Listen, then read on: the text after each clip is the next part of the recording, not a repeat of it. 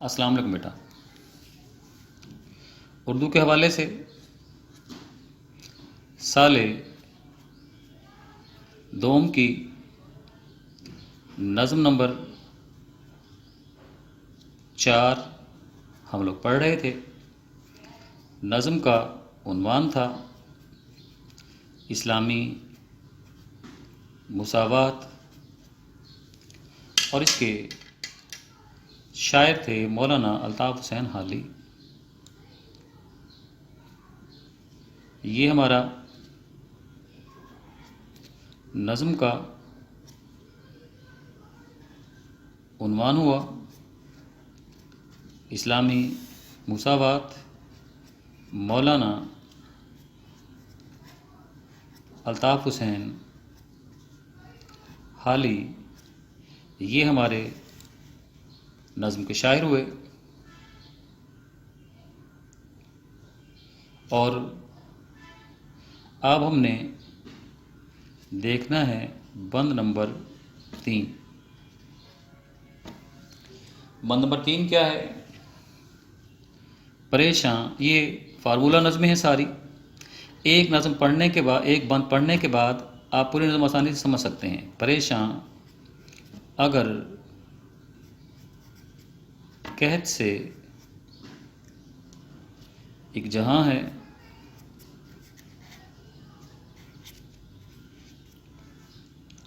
تو بے فکر ہیں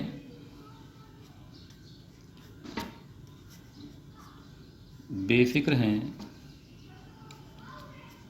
کیونکہ گھر میں سماں ہے۔ اگر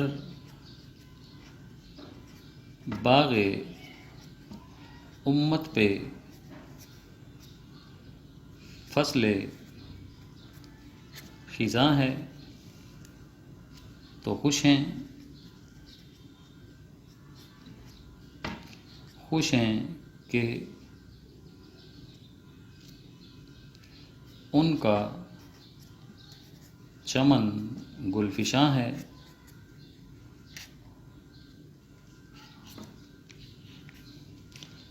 بنی نوع انسان کا، بنی نوع انسان کا حق ان پہ کیا ہے؟ وہ ایک نوع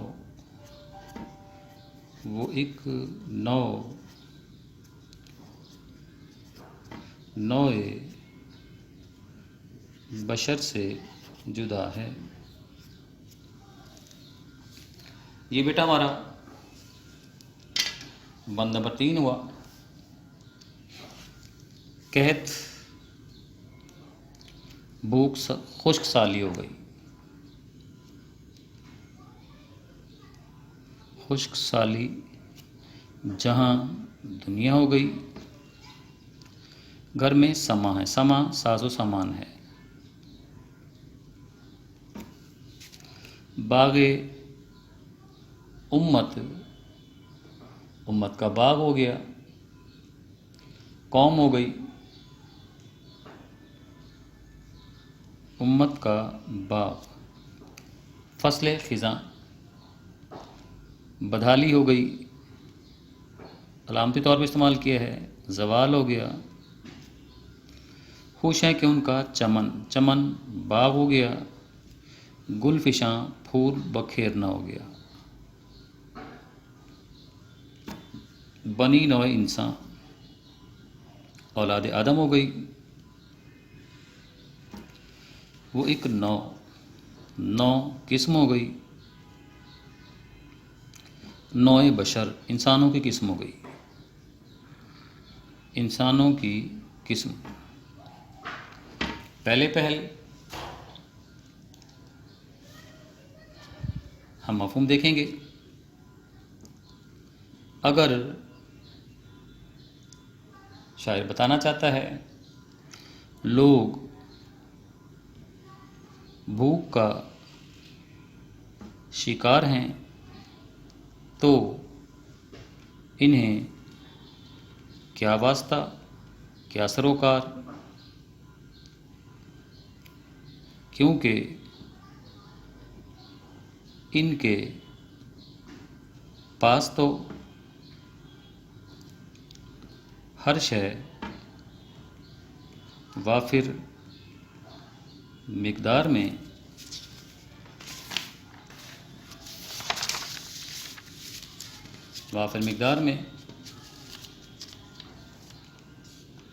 موجود ہے۔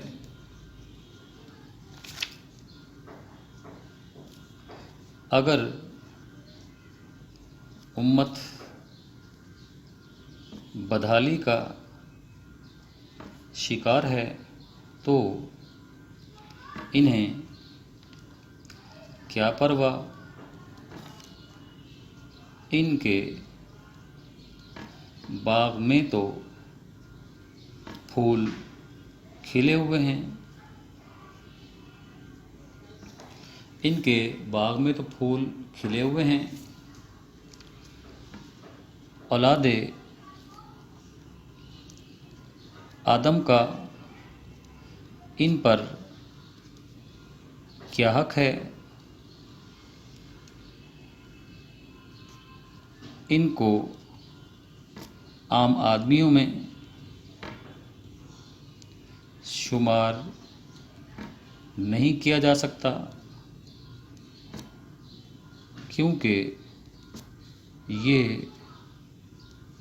عام لوگوں سے یکسر مختلف لوگ ہیں۔ اس بند کو پہلے توجہ سے آپ سمجھ لیں گے۔ پریشاں اگر قحط سے ایک جہاں ہے تو بے فکر ہے کیونکہ گھر میں سما ہے۔ لوگ پریشان ہیں، انہیں کو سروکار نہیں ہے۔ کیوں سروکار نہیں ہے؟ ان کے گھر میں ساز و سامان کثرت کے ساتھ موجود ہے۔ اسی بات کو اگلے شعر میں شاعر علامتوں کے طور پر استعمال کرتا ہے۔ اگر باغ امت میں فصلیں خزاں ہیں، دیکھیں یہ مصرع اور یہ مصرع ایک ہی بات ہو رہی ہے، ان دونوں مصروں میں ایک ہی بات ہے۔ تو بے فکر ہیں کیونکہ گھر میں سما ہے، تو خوش ہیں کہ اپنا چمن گلفشاں ہیں، ان دونوں مصروں میں پھر ایک ہی بات ہو رہی ہے، الفاظ کی تبدیلی کے ساتھ۔ یہ شعر قدر مختلف ہے، یعنی بتانا چاہتا ہے کہ شاعر اس بند میں امیر طبقے کی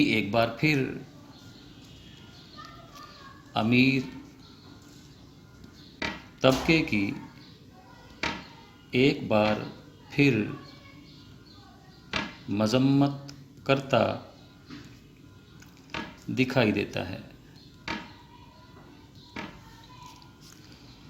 کیونکہ دونوں اشعار میں ایک ہی بات ہے۔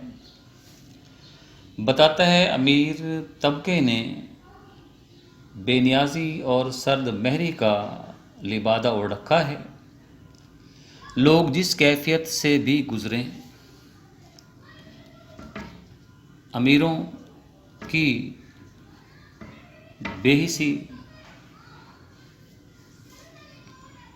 بے نیازی اور سرد مہری کو تنقید کا نشانہ بناتا ہے۔ بتاتا ہے پریشاں اگر قحط سے ایک جہاں ہے تو بے فکر ہیں کیونکہ گھر میں سما ہے۔ ایک ہی بات میں نے بتایا ہو رہی ہے۔ بتاتا ہے کہ لوگ کسی بھی طرح کی زندگی بسر کر رہے ہوں، لوگوں کے پاس بھوک ہے، افلاس ہے، لوگوں کے پاس پہننے کو لباس نہیں ہے، رہنے کو گھر موجود نہیں ہے، انہیں کچھ سروکار نہیں ہے، ان کی بلا سے کسی کے پاس کچھ موجود ہے یا کچھ موجود نہیں ہے، ان کے گھر غلے سے اناج سے بھرے ہوئے ہیں، ان کے لیے خوشی کا باعث بس یہی ہے۔ در حقیقت دولت کا نشہ انسان میں خود فراموشی کی کیفیت کو بیدار کر دیتا ہے۔ دھن دولت کی فکر میں انسان اخلاقی اقدار کو فراموش کر بیٹھتا ہے، علم و ہنر سے عاری ہو جاتا ہے، اس کا ذہن زنگ آلود ہو جاتا ہے، دل میں کھوٹ ہو تو ذہن بھی ساتھ چھوڑ جاتا ہے، خود غرضی اور مفاد پرستی امیروں کا شیوا ہوا کرتی ہے۔ عموماً زر پرست اور مفاد پرست لوگ دولت کے حصول کی دھن میں مبتلا ہوتے ہیں۔ زر پرستی جنم لیتی ہے تو خدا پرستی کی کوئی جگہ باقی نہیں بچتی، اور جو لوگ خدا کو بھلا بیٹھتے ہیں وہ بندگان خدا کو بھلا کیوں کر یاد رکھ سکتے ہیں۔ شاعر دوسرے شعر میں استعاراتی اور تشبیہاتی انداز اختیار کرتا ہے۔ دوسرے شعر میں شاعر کا انداز استعاراتی ہے،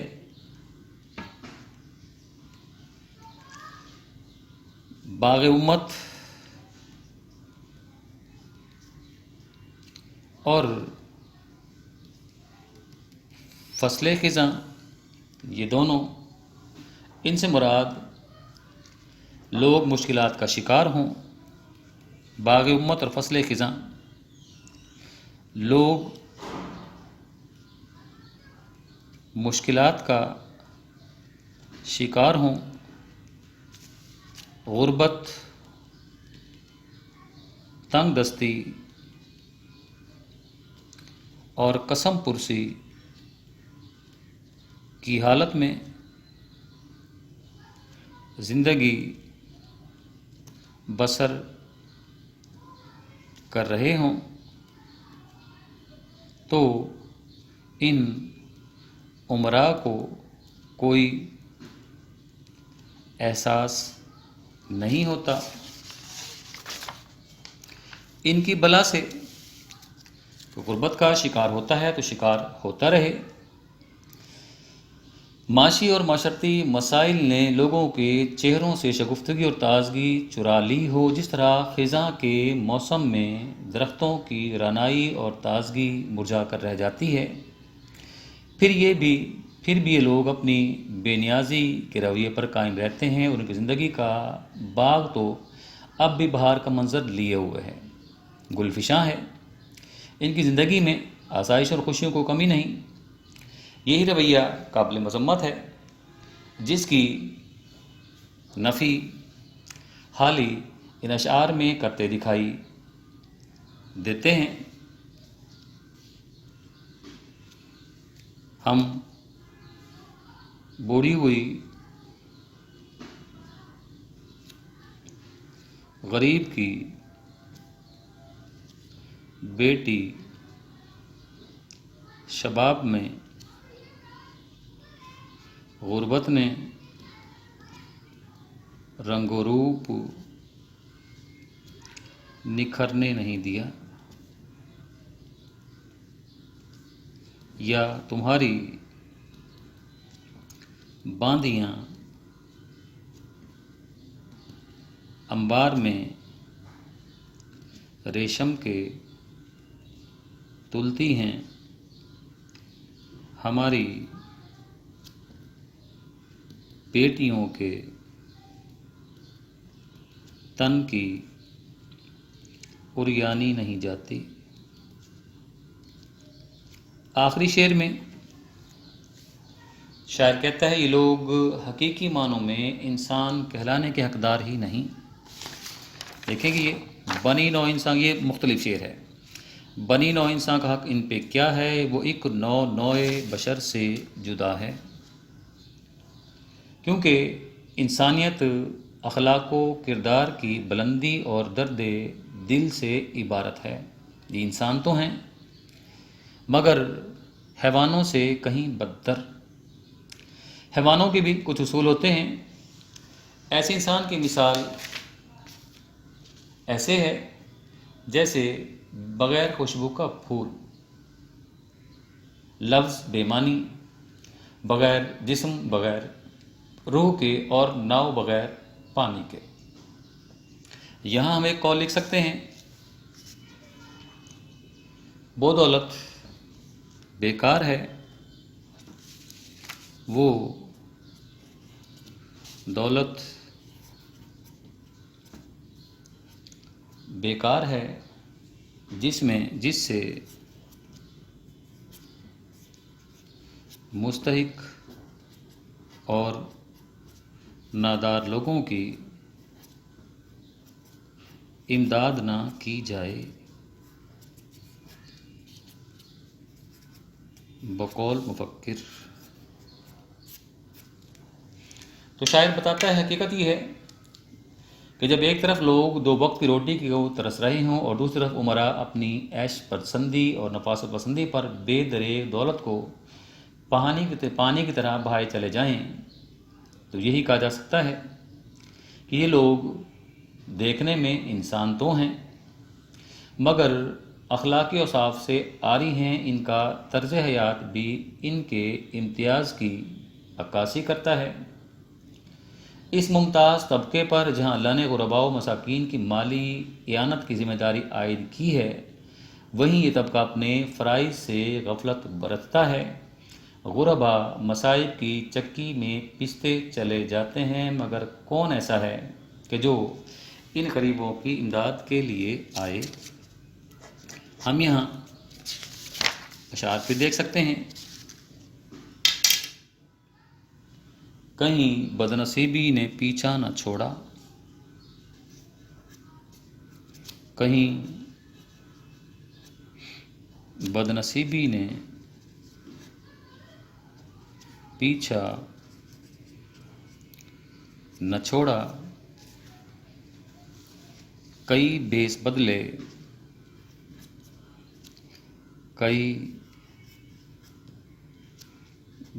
بدلے کئی روپ دھارے، خدا بے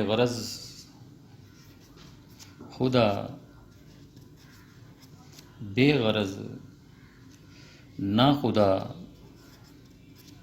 لا تعلق، کوئی ڈوبتا ہو تو کس کو پکارے، کوئی ڈوبتا ہو تو کس کو پکارے۔ یہ بیٹا جی آپ کا بند نمبر 3 ہوا، جس کے متعلق میں نے آپ کو پہلے بتایا ہے کہ ان دونوں اشعار میں ایک ہی بات کی گئی ہے الفاظ کی تبدیلی کے ساتھ۔ اس تیسرے شعر میں بات مختلف ہے، انسانوں پہ چوٹ کرتا ہے کہ یہ دیکھنے میں انسان ضرور ہیں مگر حقیقت میں انسان کہلانے کے حقیقی حقدار نہیں، چونکہ انہیں اپنی پیدائش کا مقصد ہی معلوم نہیں ہے، اور جس شخص کو اپنی پیدائش کا مقصد ہی معلوم نہ ہو، جسے حقوق اللہ کے ساتھ حقوق العباد کا پتہ نہ ہو، وہ شخص بھلا حقیقت میں کس طرح انسان کہلانے کا حقیقی حقدار ہو سکتا ہے۔ اجازت دیجیے اگلے لیکچر میں انشاءاللہ آپ لوگوں سے پھر ملاقات کرتے ہیں۔ اللہ حافظ۔